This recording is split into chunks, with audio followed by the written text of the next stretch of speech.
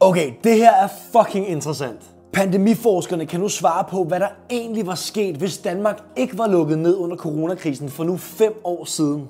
Vi så jo de her frygtelige billeder fra Norditalien, hvor lighuse og sygehuse var fyldt op. Og for at undgå det her, lukkede Mette Frederiksen ned for grænser, skoler, restauranter, vi skulle bruge mundbind, og vi måtte ikke forsamle os. Men for at svare på, om det overhovedet nyttede noget som helst, så kan man sammenligne med de østeuropæiske lande, som f.eks. Bulgarien, der ikke lukkede ned lige så hårdt og heller ikke havde den store vaccinetilslutning.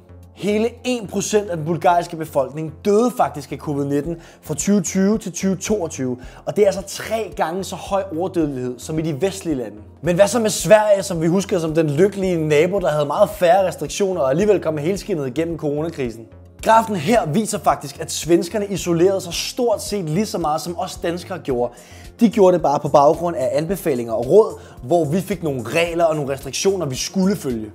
Det officielle tal for coronadødsfald i Danmark ligger på 8.300 mennesker.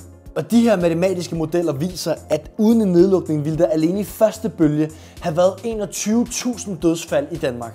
Så ja, ifølge forskerne reddede nedlukningen liv, men den havde jo også en økonomisk, social og mental pris. Så hvis en Disease X skulle ramme os igen i fremtiden, hvad bør vi så gøre?